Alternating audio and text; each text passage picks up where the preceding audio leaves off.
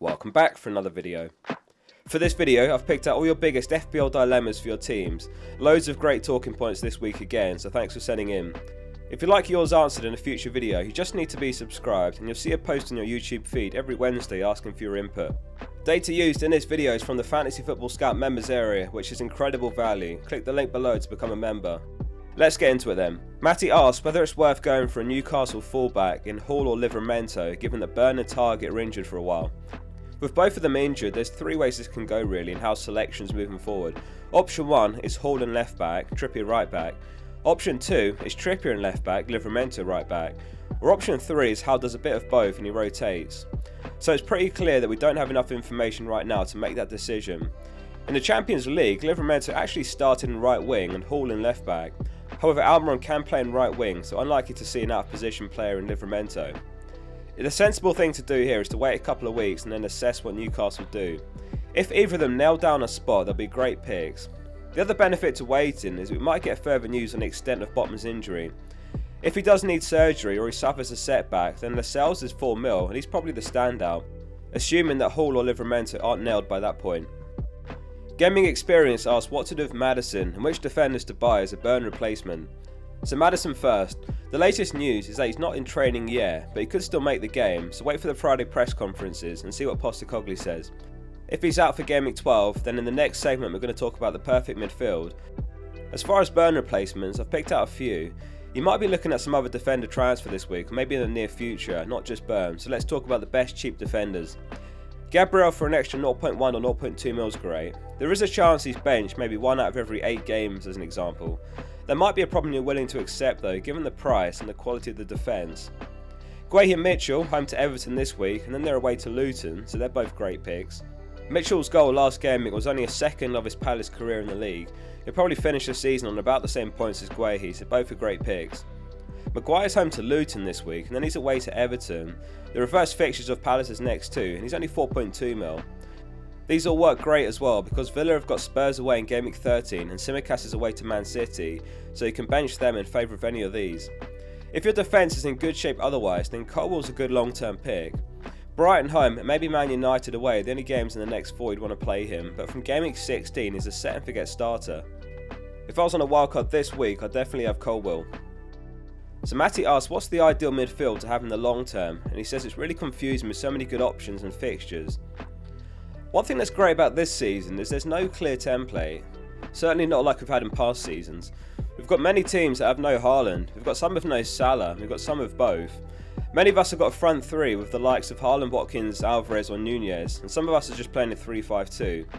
Two players that I would have locked in a wildcard though are Salah and Saka, but after that there's so many good options, none of which are bad, and Mbeumo, Bowen, Gordon, Mitoma, Son and Palmer.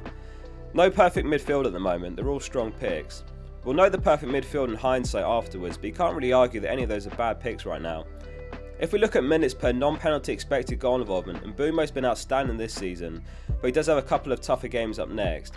Bowen and Saka have also put up good numbers this season, and even Bruno looks great for the next 2 games. Non-penalty expected goal involvement is a good metric because if you strip out penalties, you get a better idea of which players are playing well outside of penalties taken. Every penalty's got 0.79 expected goals. All data comes from the Scout members area. Use the link below to become a member. Let's have a dig into the experts transfers. The full video will be out on Friday with all the experts data, so make sure you hit subscribe if you're not already. A variety of moves this week. Some are selling Burn for Lascelles, 0.6 or 0.7 mil freed up there, and it's a route into the same defence. Quite a lot of transferring Saka in this week, Maddison and Mbeumo among those being sold. Given Mbeumo's great fixture from Gameweek 14, you'd imagine they're looking to bring him back for another player then. Udogie is suspended for Gameweek 12, so some are selling him for Gabriel at the same price.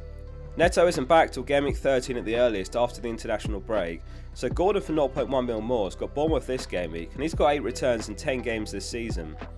A couple of managers are dropping Tsimikas after his surprise benching versus Luton, and they're punting on Estupinan, who's reportedly available for selection, and of course home to Sheffield United this weekend. More to follow in tomorrow's experts video. Rob asked whether it's worth taking a -4 to remove a player with a long-term injury.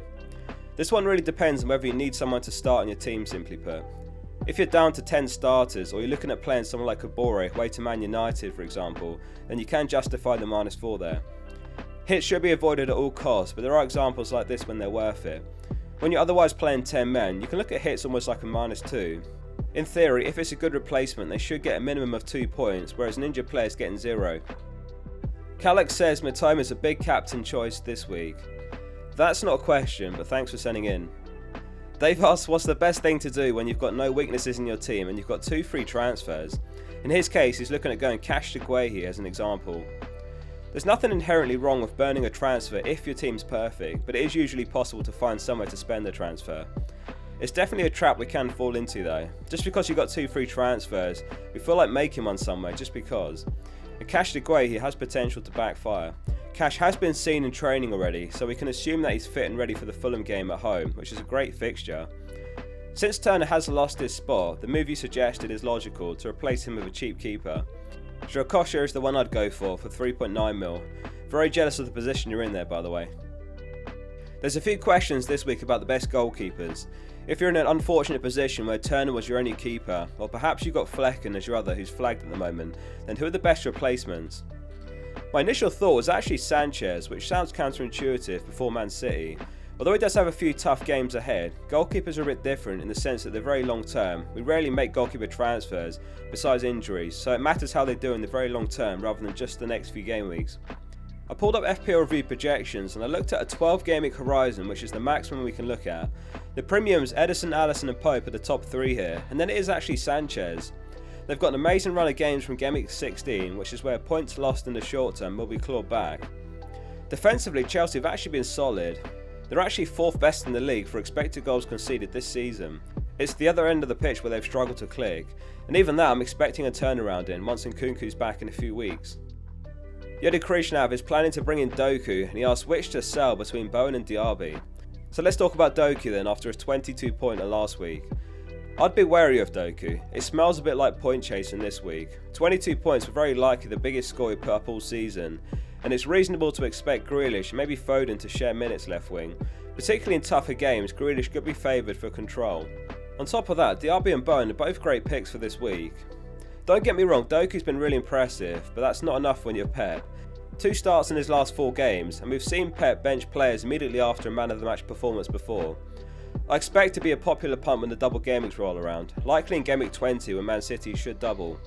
Let us know in the comments if you agree with that, or if you think Doku's worth buying right now. Lastly, here's how my team's looking for Game Week 12 and some final thoughts. 2 flags cleared from Cash and Haaland, but I've gained a flag on Saka.